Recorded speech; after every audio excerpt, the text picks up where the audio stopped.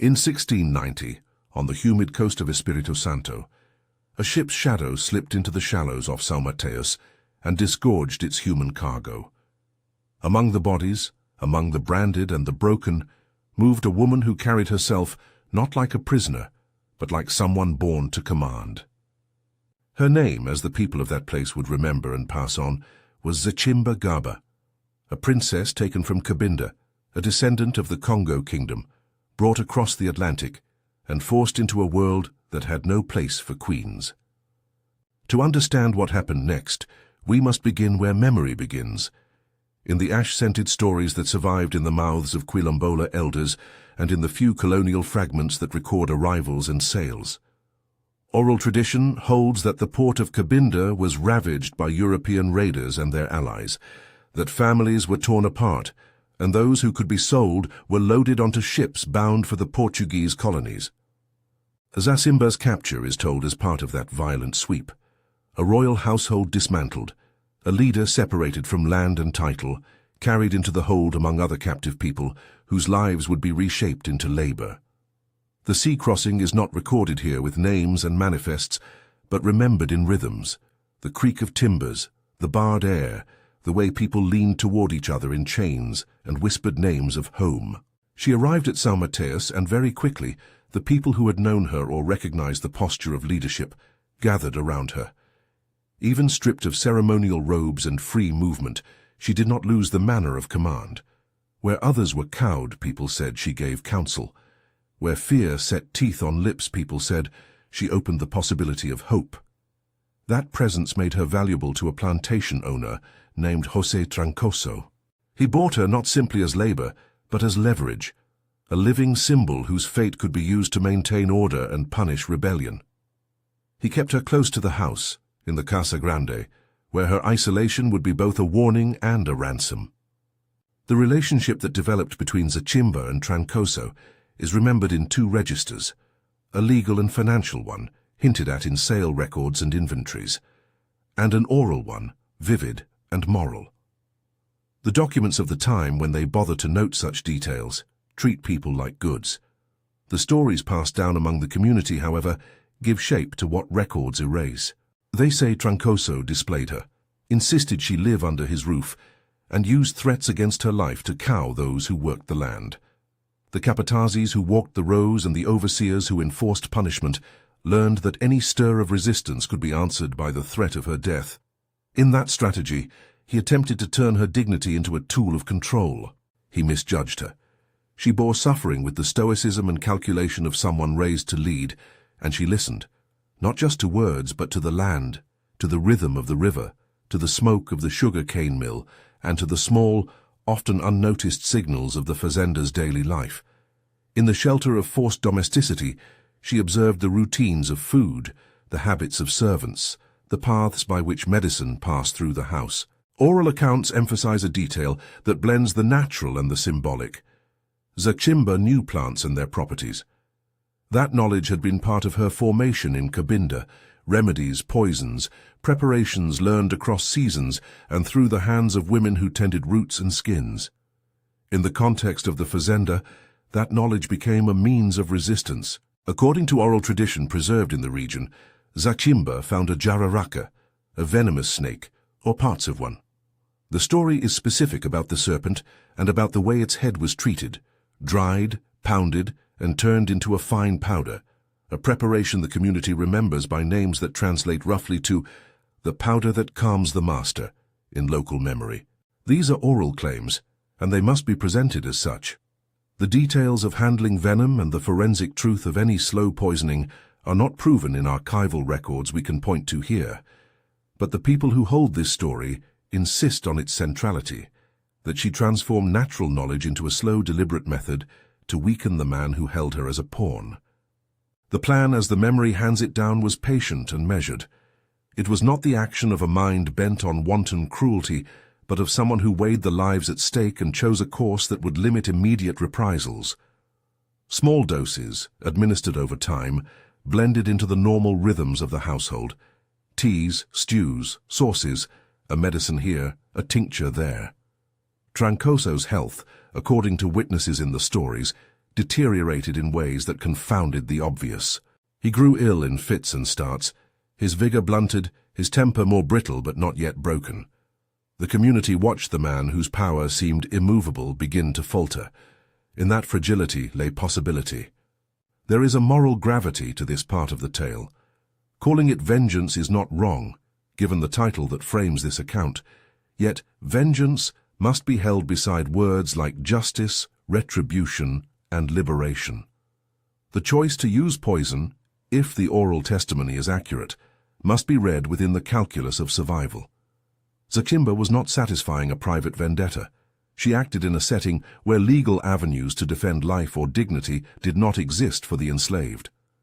Her decision, as the stories insist, was strategic, to remove a man whose authority functioned as terror and whose living body could be the linchpin of further oppression.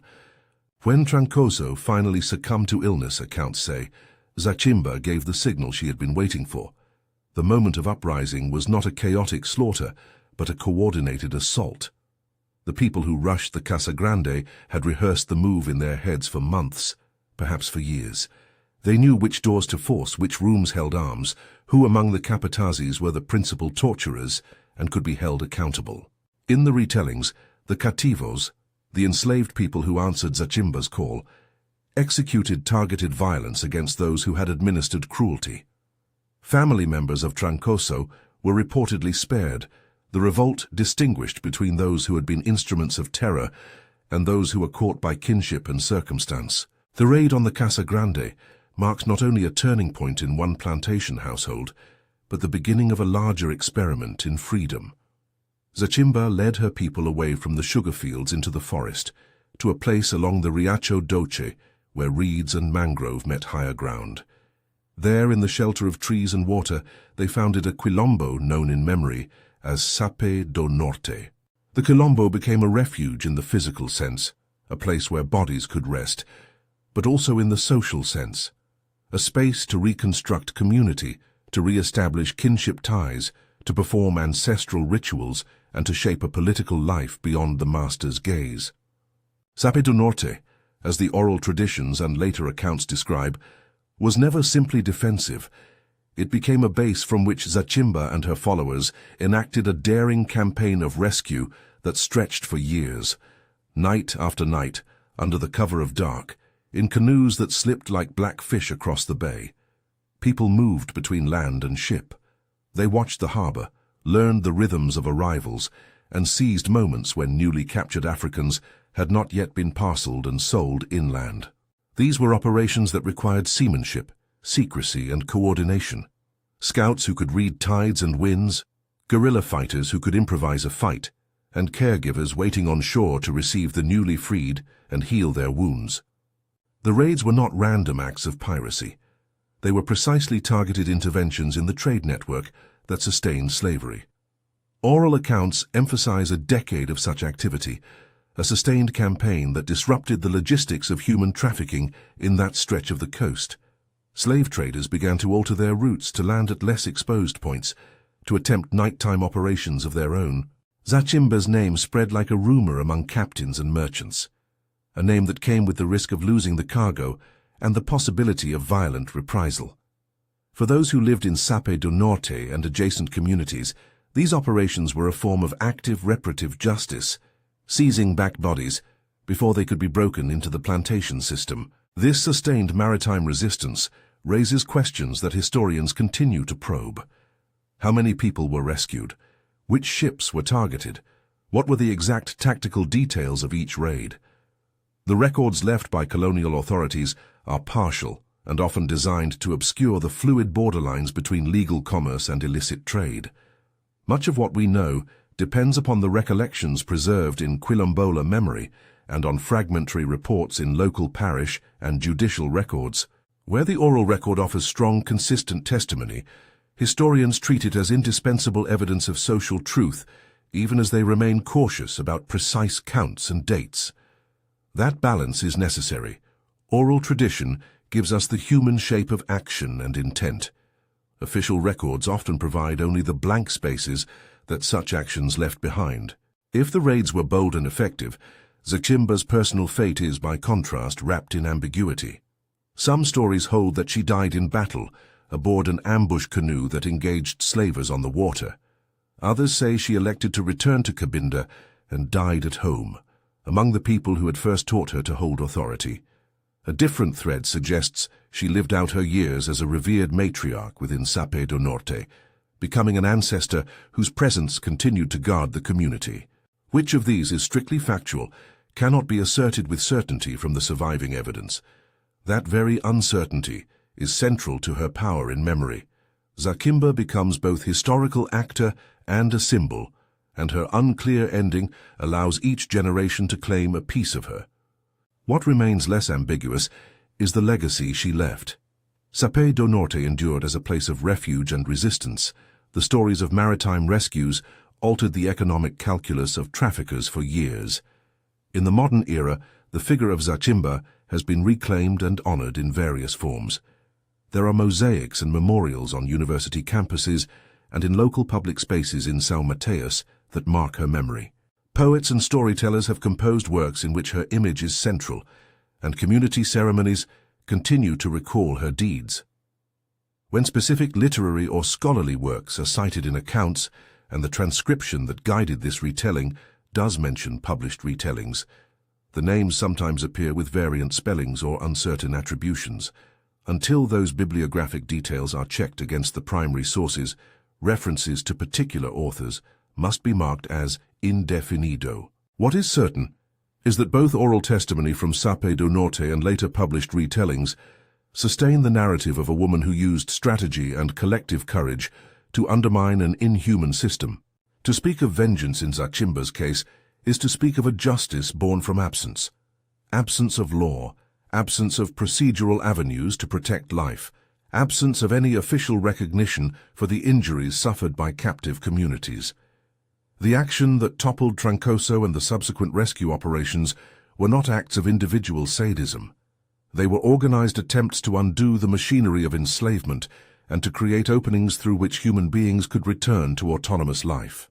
That moral frame is essential to remember when the word vengeance is used as the title's anchor. The story is less a spectacle of retribution than a study in strategic resistance. There are ethical tensions here worth holding in mind.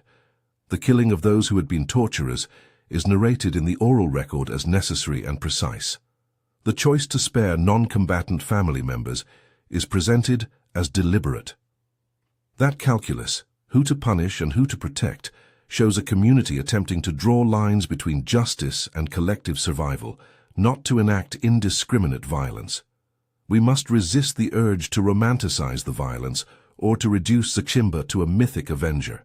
Her story is compelling precisely because she was, by every telling, a real person exercising agency in a rotten world.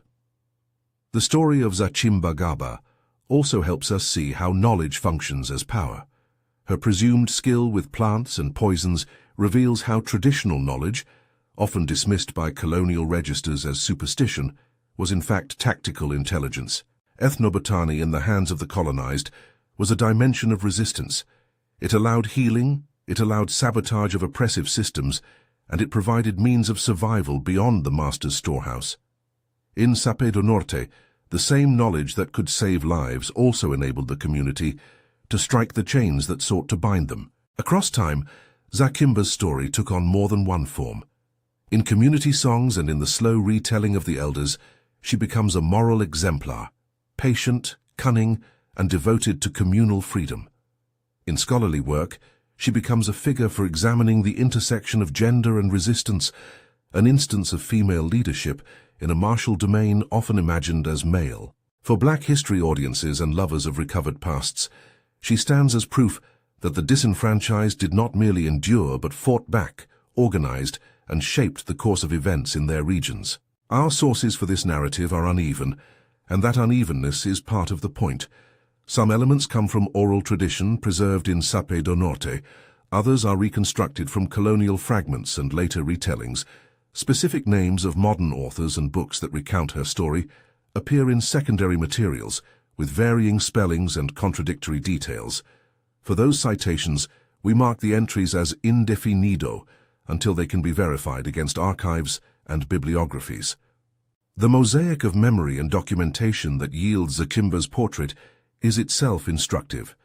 It tells us that history is not only written in ledgers and logbooks, but in the careful repetition of a name across generations.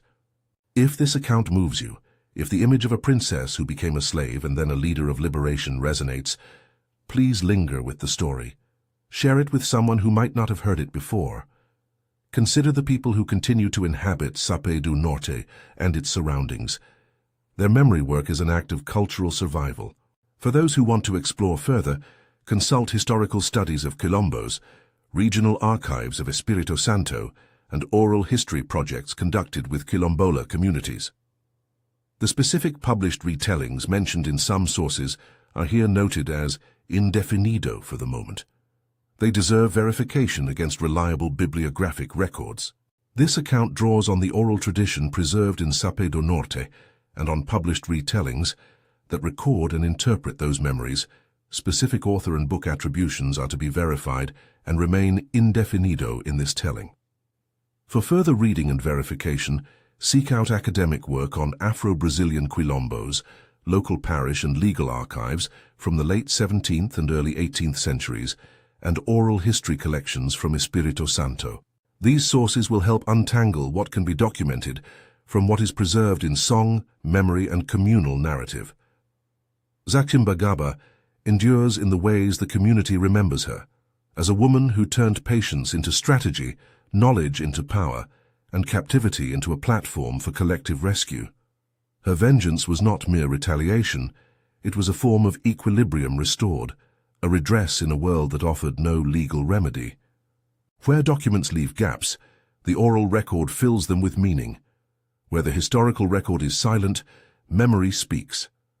In listening, we are not simply honoring the past, we are learning how courage and cunning reconfigure the possibilities of freedom. If this story stayed with you, leave a comment below about which part felt most striking, and check the description for a list of suggested readings and sources to verify and deepen this account.